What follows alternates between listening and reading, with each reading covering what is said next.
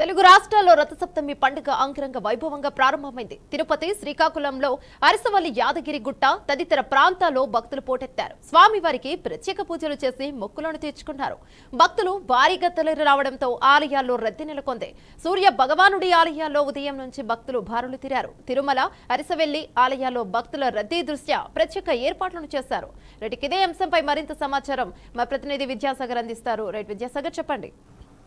సృష్టికి మూలం సూర్య భగవానుడు అంటారు. హిందూ సాంప్రదాయం ప్రకారం పూర్తిగా హిందువులకి కనిపించే దేవుడు, కంటికి కనిపించే దేవుడు సూర్యుడిగా, ఆది దేవుడిగా కూడా కొలుచుకుంటారు. ముఖ్యంగా ఈ సూర్యుడి వల్లే ఈ భూమి అంతా కూడా, సకల జీవరాశులు కూడా ఈ సూర్యుడి మీద ఆధారపడి ఉంటాయి, సూర్య కాంతి మీదే ఆధారపడి ఉంటాయని చెప్పి అందరూ కూడా ఒక నమ్మకం. ఈరోజు రథసప్తమి, సూర్య జయంతిని పురస్కరించుకుని ఈరోజు రథసప్తమి సందర్భంగా ఇప్పటికే దేవాలయాన్ని కూడా కిటకిటలాడాయి. ముఖ్యంగా చూసుకుంటే తిరుమలలో సూర్యప్రభ వాహనంపై దేవదేవుడు ఊరేగిన పరిస్థితి. అలాగే శ్రీకాకుళం జిల్లా ఉన్న ఉండవల్లి ఉన్న సూర్య భగవాను ఆలయంలో కూడా ఇప్పటికే పూజలను నిర్వహించడం జరిగింది. మరీ ముఖ్యంగా చూసుకుంటే హిందువులకి ఈ రథసప్తమి ఎందుకంత ముఖ్యం అంటే సూర్య భగవానుడికి ఇష్టంగా కొలుచుకుంటారు. సూర్య భగవానుడి కాంతి మన మీద పడితేనే అనేక రోగాలు కూడా నయమైపోతాయని చెప్పి ఇటు డాక్టర్లు సైంటిఫిక్గా కూడా రీజన్ ఉంది. సో ఇన్ని పురస్కరించుకుని సూర్య భగవానుడి యొక్క రథసప్తమి రోజుని అత్యంత పవిత్రంగా భావించి రథసప్తమి రోజు ప్రాతకాలమే లేచి భక్తులందరూ కూడా సూర్యుడికి అత్యంత పవిత్రమైన జిల్లేడాకులుగా చెప్తారు. ఈ జిల్లేడాకులతో భుజాలపైన పెట్టుకుని స్నానం చేస్తే ఇటు ఆయురారోగ్యాలు కూడా బాగుంటాయని చెప్పి ఒక ప్రాశస్త్యం ఉంది. మరీ ముఖ్యంగా చూసుకుంటే ఈ రథసప్తమి నాడు ఏదైతే సూర్య భగవానుడి ఒక ముగ్గులు వేసి ఇంటిల్లపాది అందరూ కూడా చక్కెర పొంగలు పెట్టుకుని సూర్యుడికి ఇష్టమైన పూజలు కూడా నిర్వహిస్తున్న పరిస్థితి ఉంది.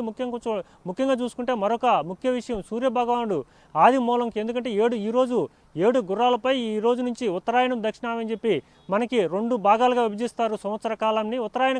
దక్షిణాయ కాలం నుంచి ఉత్తరాయణ కాలంలోకి సూర్యభగవానుడు ఈరోజు ప్రవేశిస్తారు. ఈ ఉత్తరాయణ పుణ్యకాలం కూడా అంటారు. అంటే ముఖ్యంగా చూసుకుంటే ఈ శీతాకాలం నుంచి వేసవకాలంలోకి మార్పు కూడా చెందుతుంది. ప్రతి రాశిలో కూడా సూర్యభగవానుడు ఈరోజు మామూలుగా మాఘమాసం శుక్లపక్షంలో వచ్చే సప్తమి నాడునే రథసప్తమి కూడా అందరూ కూడా కొలుచుకుంటారు. ఈ రథసప్తమికి మనకి కంటికి కనిపించే సూర్యభగవానుడు కాబట్టి సూర్యభగవానుడు కొలుచుకుని తమ ముక్కోటి పాపాలు, కోట్ల జన్మల పాపాలు కూడా నశించిపోతాయని చెప్పి ప్రాశస్త్యంగా ఉంటుంది. సో మొత్తం మీద చూసుకుంటే ఈరోజు రథసప్తమి సందర్భంగా ఈరోజు పొద్దున్న నుంచి కూడా అన్ని దేవాలయాల్లో హిందువులందరూ కూడా పూజలు పునస్కారాలు అన్ని కూడా నిర్వహించిన పరిస్థితి. మొత్తం మీద సూర్యభగవానుని అందరూ కూడా సూర్యభగవాన్ని తమ కోరికలు కోరుకుని తమ అన్ని పాపాలు కూడా తొలగిపోయి అష్టైశ్వర్యాలు కలగాలని చెప్పి అందరూ కూడా భక్తులు గుళ్ళకు పోటెత్తిన పరిస్థితి ఉంది.